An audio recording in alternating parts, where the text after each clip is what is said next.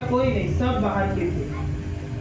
और उन फौजियों में से एक बंगाल की स्त्री थी जिसने कहा था कि अगर गुरुजी सच्चे हैं तो मेरे लिए, वो अपनी दूसरी भाषा में बात कर रही थी, बंगाली, तो कुछ कुछ हिंदी बोल रही थी। उसने कहा कि मेरी पुत्री बोल नहीं पाती है और मेरे घर में कलेश रहता है और मेरे स्वयंवर की कभी भी दही ठीक नहीं रहती है। इस बीच में गुरुजी ने कहा कि हम पहली बार तुम्हारा पर्चा बनाएंगे। उन्होंने उनका पर्चा बनाया और उनकी सारी कई बातें लिख दी जो कोई जानता तक नहीं था।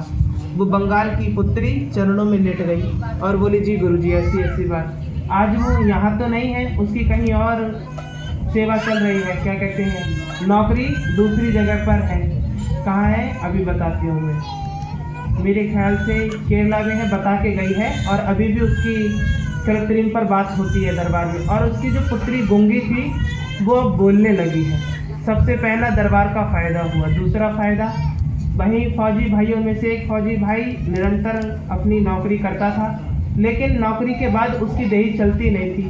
क्योंकि देखो दुनिया भर का इंसान आता है, टुटके वगैरह करता रहता है, फौजियों में भी। तो शिकायत लेकर के आया कि गुरुजी मैं आपको जानता नहीं हूँ, लेकिन मुझे विश्वास है कि आप मुझ पर कृपा करेंगे। गुरुजी ने पर्चा बनाया, बात लिखी कि तुम्हारी रीढ़ की हड्डी में कमजोरी है।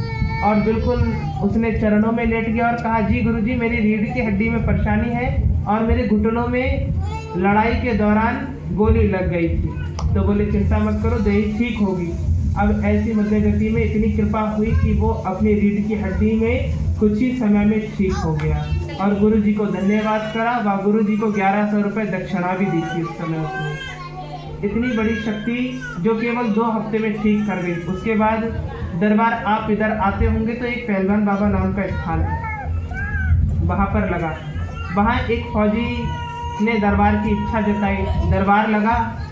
और दरबार लगने के बाद वहाँ पे करीबन 70 से 75 लोगों का जुड़ना हुआ। और वो उन्होंने विश्वास से दरबार में आए। गुरुजी ने सबकी पहली बार में बात बताई और सबको कृपा हुई। फिर आगे चल के धीरे धीरे दरबार बढ़ा। दरबार में लोगों का आना शुरू हुआ। दरबार में लोग बड़े विश्वास से जुड़ने लगे। ऐसे ही सबसे पहला दरबार लगा और एक पुत्री आई, उसका नाम तो याद नहीं, नीलम नाम था शायद। और नीलम नाम की पुत्री ने कहा कि ऐसे तो हर कोई दरबार लगा करके बैठ जाएगा तो फायदा नहीं होगा। उसने मतलब कि निंदा करी थोड़ी दरबार की। गुरु जी के पास आती रही। उसने कहा कि मुझे फायदा नहीं होता है।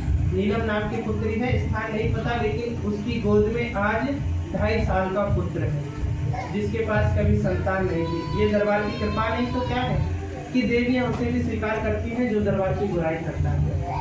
देखिए आपने दरबार की बुराई करी, लेकिन देवी उसमें तो सब एक समान है, एक समान है, तो इस बात की चिंता नहीं। मैं आपको आगे के फायदे गिनाती हूँ। दरबार में उस स्त्री बच्चों को बाहर छुपाए ले जाता है और वैदिकरण करने वालों ने मना कर दिया था कि ये बचेंगी नहीं, उनके आगे धड़ पर फालिश गिर गई है। ये देख करके गुरु जी ने अपने हाथ से उनको जल पिलाया और उनके देह पर छिड़काव किया। स्त्री जिसको 2 वैदिकरण करने वालों ने मना कर दिया, अगले दरबार में उसकी बहुएं दोनों हाथों से पकड़ के ला रही है। जिसकी गर्दन नहीं रुक रही थी, इधर करें तो इधर लटक जाए, इधर करें तो इधर आगे, मतलब मरता। अगले दरबार में वो चल के कैसे आ सकती है? उसकी देही इतनी जल्दी काम कैसे कर सकती है?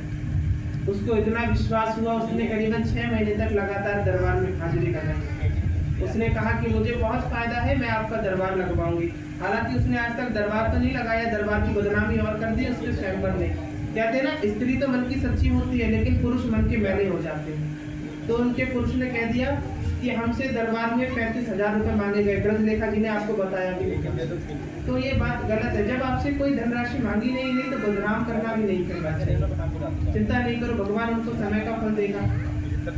इसी प्रकार से एक और घटना घटित हुई। एक तो घटना यहाँ पर आरती आती है, इनकी पुत्री को कोई शिक्षा देती है, उनकी कमर में समस्या थी जिनको दिल्ली ले जाकर के इलाज कराना था। लेकिन वो दरबार में आई और उसने गोद भी भरवाई और उसके स्वयंवर की ये कमर की हड्डी गल गई। जो गल गई थी उसके बाद उनके स्वयंवर को केवल आज तक एक ही दरबार आई, दोबारा भटकने नहीं आई, क्योंकि वो बच्चों को पढ़ाती है। तो वो विश्वास करती है कि मैं पहुंच नहीं पाती हूँ और लहसुन प्याज का भी सेवन कर लेती है, लेकिन विश्वास करती है कि हाँ वहाँ दरबार में सच्चाई है। जिनके दिल्ली जाकर के इलाज कराना था उसका इलाज निरस्त हो गया और उसकी कमर की हड्डी पुनः ठीक होने लगी। ये कृपा नहीं तो क्या है? ये सब चमत्कार है दरबार के। क्यों चमत्कार उसे दिखाई दे रहे हैं जो दरबार पे विश्वास कर रहा है, वरना खुले आम छड़ी मंत्र तो कोई नहीं बरसा रहा है। और कई प्रकार के ऐसे फायदे हैं। देखो एक पुत्री आगे पीछे बैठी होती है, आपको कम से कम दरबार से 27 से 28 ऐसे किस्से सुनने को मिले हैं जिनको केवल और केवल पुत्र प्राप्त हुए। ये कृपा नहीं तो क्या है? 27-28 पुत्र ऐसे ही प्राप्त हो जाएंगे पुत्रियों के लिए। एक पुत्र होना मुश्किल है अगर सच्चाई नहीं होगी तो। 27-28 की तो आप इच्छा ही छोड़ दीजिए, और करीबन 7 से 8 पुत्रियां हो चुकी हैं। ये किस पर निर्भर है? ये दरबार की सच्चाई पर निर्भर है, दरबार की अलौकिक शक्तियों पर निर्भर है। हम लोग क्या देखते हैं कि पहली बार में जाएं और फायदा हो जाए, और कुछ भक्त तो ऐसे हैं जिनकी नौकरी लग गई है, जिनके ऊपर कृपा हो गई है। कितनी पुत्रियां और स्त्रियां तो ऐसी आती हैं जिनके फायदे हमारे पास लिखित नहीं है, जिनके मकान बन गए हैं, जिनके घर में स्वयंवर कलेश करते थे उनके स्वयंवर आज ठीक हो गए, जिनके स्वयंवरों ने हड़कंप मचा रखा था उनके स्वयंवर आज भक्ति में जुड़ गए हैं। क्यों? दरबार के कारण। यहीं पर ही तो केवल 100-150 लोग आ रहे हैं, लेकिन दरबार से जुड़ा हुआ लाख से भी ज्यादा इंसान है जो इकट्ठा नहीं आ पाता। क्यों? अब कभी किसी को कोई काम है, कभी कोई विवाह में जा रहा है, कभी कोई कहीं जा रहा है, लेकिन इस बात से देवियों को कोई फर्क नहीं पड़ता कि आप आ रहे हो या नहीं आ रहे हो। उनको फर्क पड़ता है क्या ये विश्वास कर रहा है या नहीं कर रहा है। आपको दरबार को मानना चाहिए। आप दरबार में आए या ना आए, लेकिन अपने स्थान से आपको प्रणाम करना चाहिए, क्योंकि ये संसार भटकाने के सिवा दूसरा काम नहीं कर सकता।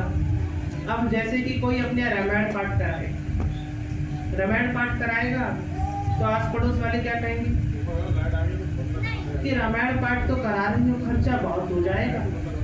अरे खर्चे से क्या लेना देना है? भगवान की भक्ति में तो ही असला खर्चा है। आपने अभी भक्ति देखी खाई?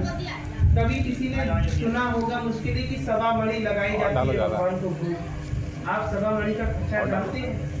अगर डट के सवा मणि का खर्चा उठाया जाए तो 2.5-3 लाख से ऊपर का बैठता है, और हल्की फुल्की सवा मणि 50,000 की बैठती है। आपने अभी भक्ति देखी है?